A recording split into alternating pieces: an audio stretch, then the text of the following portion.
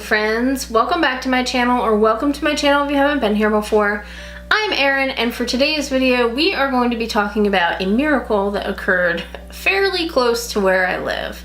And that miracle is what I am calling the Casey Hathaway miracle. So for those who don't know, I live in Eastern North Carolina, and if you are local to this area or even in this state, you have probably heard about this story. It even made national news, so you might have heard about it there as well. So I'll just jump right into it. So on the afternoon of January 22nd, 2019, in Ernall, North Carolina, 3-year-old Casey Hathaway and his older sister, as well as I believe it was a cousin, were outside playing. Now, the other two children were fairly young as well. I believe they were about 5 years old. Apparently what happened is that Casey's older sister and this other child decided that they no longer wanted to play outside, so they went inside. However, when they went into the house, Casey didn't. He stayed outside. Now, unfortunately, Casey's great-grandmother, who was watching Casey and these other children, didn't realize that when the other two children came in, that Casey didn't follow them inside. In fact, it was about a half an hour before she realized that Casey was not in the house. So obviously when she noticed that Casey wasn't in the house, she went outside to go look for him. And unfortunately, Casey was nowhere to be found. So obviously a grandparent or parent's worst nightmare, a missing child. Casey's great-grandmother said that she spent about 45 minutes looking for Casey in the area around their house. Now this area in North Carolina is very rural. This particular area, which is Toller Road, I'll put up some pictures here. Like I said, it's very rural, and it would be easy for a child to get lost. There are woods all around and such, and I'll get a little bit more into the terrain there in just a second. So here's the 911 call from when Casey's great-grandmother called in to report him missing after searching for him for 45 minutes. January 22nd, 2019, 14 hours, 10 minutes, 15 seconds. Craven County 911, where's your emergency? 200 Toller Road. 200 Toller Road? Yes. Okay, and what's going on there? We lost my 2-year-old grandson. Has walked in the woods back there and we can't find him. 3-year-old grandson. Okay, so who's there with them? His little sister. And you say his 3-year-old? Yeah, he's 3. Okay. The girls come to the house and left him there, and he's walked off somewhere, and we can't find him. Okay, but you're not there at the house now? I'm at the house, yeah. Okay, and how long ago do you know he walked in there? It's been at least 45 minutes, because we've been looking all in the woods for him. And it's behind your house? Huh? Is it directly behind your house? Yeah. Well, on the side, yeah. Is he a white, black? He's white. Do you know what he was wearing? Probably a black little coat. A black coat? Yeah. Okay. Does he usually do this? Huh? Does he usually do this? No. Was he wearing pants? Yeah, he had pants. Was it jeans? Yeah, I think so. Okay. And you said about 45 minutes to go? Yeah. Okay. All right. Is it a big area of woods behind your house? Yeah, it's pretty big. Okay, you've been out there looking for him? Yes. What is it? Yeah. Okay. All right, we got a deputy headed to you, okay? And you said 45 minutes directly behind your house or the side? Yeah. Okay. All right, if you see him, let us know. We have some deputies headed that way, okay? Okay, All right, thank you. Thank you. January 22nd, 2019, 14 hours, 12 minutes, 28 seconds. Now, obviously a missing child is a big concern, but the bigger concern was that the child actually was not dressed for the weather that day. It had been fairly chilly that day, and my understanding is that Casey had been dressed in like a light jacket and not really winter attire, so to speak. Now, some people might be like, oh, what's cold in North Carolina? It was definitely in the 40s or 30s that day, so it was chilly for North Carolina standards. Casey's grandmother didn't seem to think that there was a chance that he had been kidnapped. She kind of thought that maybe he had wandered into the woods. So the biggest concern at this point was trying to find Casey, because it was going to be brutally cold that night, and he definitely was not dressed for that type of weather. Obviously, after she had reported him missing, police came and they began to search for Casey in the area surrounding the house. Now, it was later in the afternoon when she had reported Casey missing. I believe it was probably like around 2:30 or so. I may be a little bit off on that time. So obviously, with it being winter, it gets darker early. So the concern was that they were going to run out of daylight. And like I said, it was supposed to be brutally cold that night. So they wanted to find Casey and make sure that he was safe. So in addition to police and law enforcement and other emergency personnel coming to look for Casey, word quickly got out that this little boy was missing, and a lot of volunteers showed up also to search for him in this area. Now, keep this in mind for later on.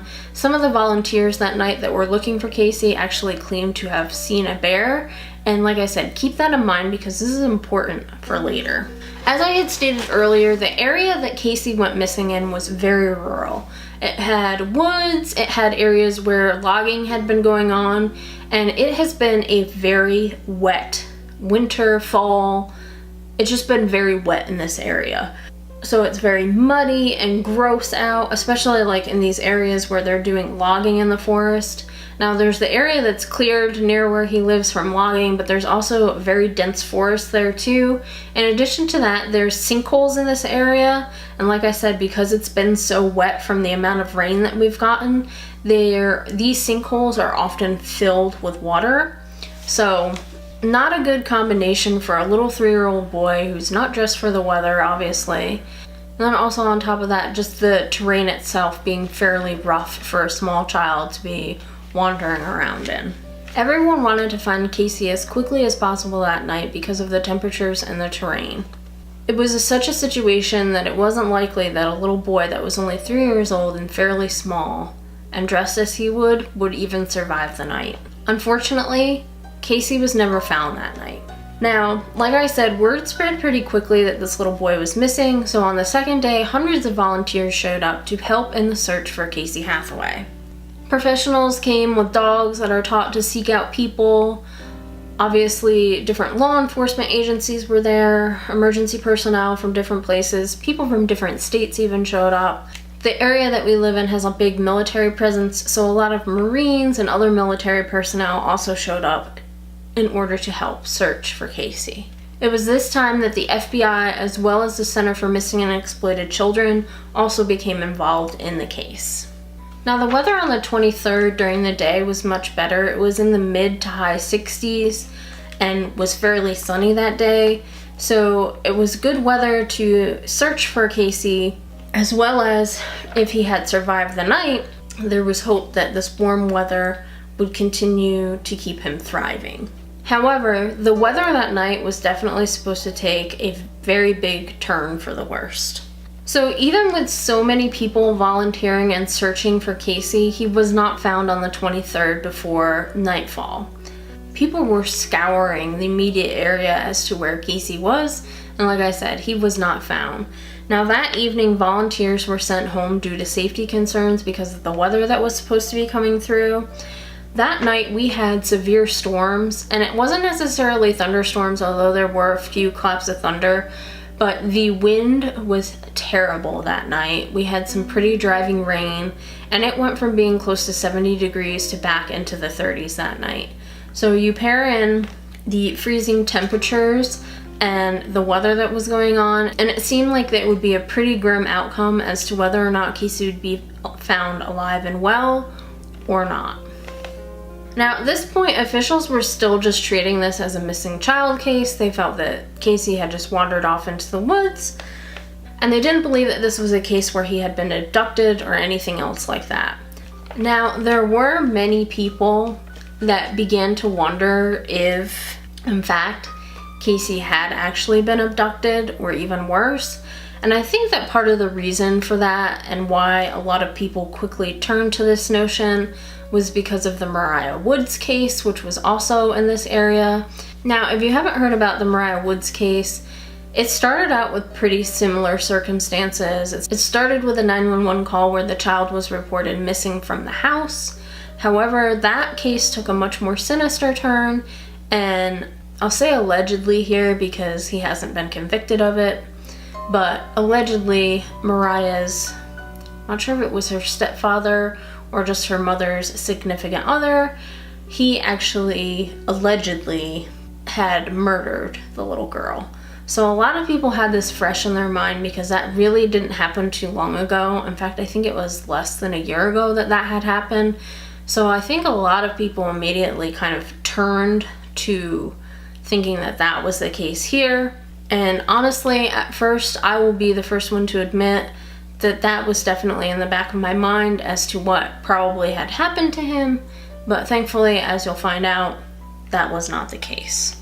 So anyway, the search for Casey continued into the 24th. Now, professionals did continue to look for him overnight on the 23rd. It was just the volunteers that had been sent home due to safety concerns. Now, despite the nasty weather that had continued into the morning, hundreds of volunteers showed up on the 24th again, and they were all eager to help look and search for Casey. The rain and the wind eventually passed through, and it led to warmer weather. Unfortunately, though, Casey was still not found before sundown that day. So after the sun had gone down on the 24th, obviously the search still continued. A local woman named Linda Fracker, who lived in the area, was actually out walking her dogs when she thought that she heard a child crying in the woods. Now, obviously being a local to the area, she knew exactly what was going on. She actually had been a volunteer that was helping to search for Casey, and she lived right there in that area. That's why she was walking her dogs. She wasn't sure at first if she was hearing things correctly. She wasn't sure if maybe she was hearing the sounds from the search parties that were looking for Casey. So what she did was she walked her dogs back to her house and then came back to the area where she had heard the sound. Now, upon coming back, she felt fairly certain that she was still hearing the cries of a child in the woods. So she went as quickly as she could to find an official that was nearby and pretty much said, "Hey, I think I hear a child crying in the woods. Can you come and see if you hear this as well?" So the officer came and he definitely heard it as well. So him and a couple other officials quickly went into the woods toward the sound of this crying child. So as I said, these officials rushed toward the noise of the crying child in the woods. Now, the Chocowinity EMS captain, Shane Greer, was the first one to approach where the noise was coming from. And he indeed did find and pull Casey Hathaway to safety. He said that Casey had been deeply embedded in a briar patch, which if you don't know what a briar patch is, essentially it's like a whole bunch of thorns and vines and such that are all together. It can be very painful to be in them. So he said that he was deeply embedded into this briar patch, but was able to pull him out and bring him to safety. Obviously, immediately after getting Casey out of this briar patch and out of the woods, he was immediately loaded into an ambulance and transported to the hospital. Now, the good news is that when they found Casey, he was actually fairly alert and responsive. Yes, he had been crying, but he also was in fairly good spirits when they found him. For a little boy who had just spent the amount of time he did alone, he was in pretty good shape. So that night, after Casey had been found and had been transported to the hospital, his parents reported that he was doing well and smiled when his sister showed up to see him. He also apparently was requesting French fries as well as being able to watch Netflix. So like I said, he was in pretty darn good shape for what he had just been through. Now, during this time after Casey was found, and even today, there are still many people who wonder if Casey had in fact been abducted rather than just been lost in the woods for the past couple of nights. They wonder if he had been abducted and then returned because the person figured they were going to be caught and so on. Because he was found really close to where he went missing in the first place, probably only between 1 and 2 miles away, if that. Obviously, a lot of people feel that this could be the case because really a child should not have survived what he survived those 2 nights. They feel this way because they feel that there's no way that a child could have survived what he survived those nights with the weather that we were having and what he was exposed to. However, authorities don't believe that this is the case at all. They have firmly believed the entire time that Casey just simply wandered off into the woods and got lost, and that there was no foul play involved here or anybody abducting him. And part of their reasoning behind that is because Casey was found in the clothes that he went missing with, and not only that, he was wet, he was very cold, and he definitely looked like a child who had been outside for 2 days and exposed to the elements, even despite the good shape that he seemed to be in. Casey was treated and released from the hospital within a couple days. Now, remember I told you to keep in mind about the volunteers who were searching for Casey that said that they saw a bear. So while in the hospital and afterwards, Casey actually told his parents that while he was missing, he had befriended a bear. He said that this bear had kept him safe while he was missing. Now, could a bear really in fact have found Casey and kind of taken him in as a cub, so to speak? Who knows? There have been other reports of children that have gone missing that have kind of said the exact same thing, that a bear is what kept them safe. So whether it's a real bear or not a real bear, apparently somebody's looking out for these children that have gone missing. Maybe the bear was some kind of guardian angel who was keeping Casey safe. Like I said, bear or no bear, it is a miracle that this little boy survived. He was missing for approximately 55 hours. It was brutally cold the first night that he was missing. The second night that he was missing, we had severe storms and torrential rain, and was also cold. And just the terrain that this little boy had gone through, it is an absolute miracle that he is still alive. In fact, it's such a miracle that he's alive that the sheriff for Craven County, Sheriff Chip Hughes, has actually said that there really was only a 20% chance that Casey would have survived this. Thus, why I am calling this the miracle of Casey Hathaway. This little boy went through Lord knows what for those 55 hours while he was gone, and it is an absolute miracle that he is still with us, and is definitely a much better outcome than a lot of people, including myself, were expecting. So we definitely have a lot to be thankful for, that this little boy is alive and well, and I'm sure that he will not go wandering off in the woods anytime soon. So what do you guys think? Do you think a bear kept Casey safe? Do you think he was abducted and then put back? What are your theories on what could have happened? Me personally, like I said, honestly at first I thought that this was going to have a much more grim outcome than it had. I did initially, because of the Mariah Woods case, think that maybe something bad had happened. However, after officials were fairly persistent that this was just a missing child case and not an abduction or anything like that, plus what they said after he was found, I do truly believe that Casey was just lost in the woods. And I don't think that there was any type of abduction or anything that was malicious that happened to him, other than it was just a little boy who was playing outside and decided to go wandering in the woods and got lost. I do think it's a little odd that with the amount of people that were looking for him, that they never found him, but you have to keep in mind that Casey was probably consistently moving around while he was lost. I just think it's unfortunate that he didn't kind of stumble back out of the woods by his house and kind of, you know, like knock on the door like, hey, I'm back. But at least he was found, and like I said, the best part of this whole entire story is that he is alive and well. Alright guys, that's it for this video. If you liked it, please give me a big old thumbs up. If you want to see more videos like this one, make sure you hit that subscribe button down below, and I'll catch you guys in my next video. Bye!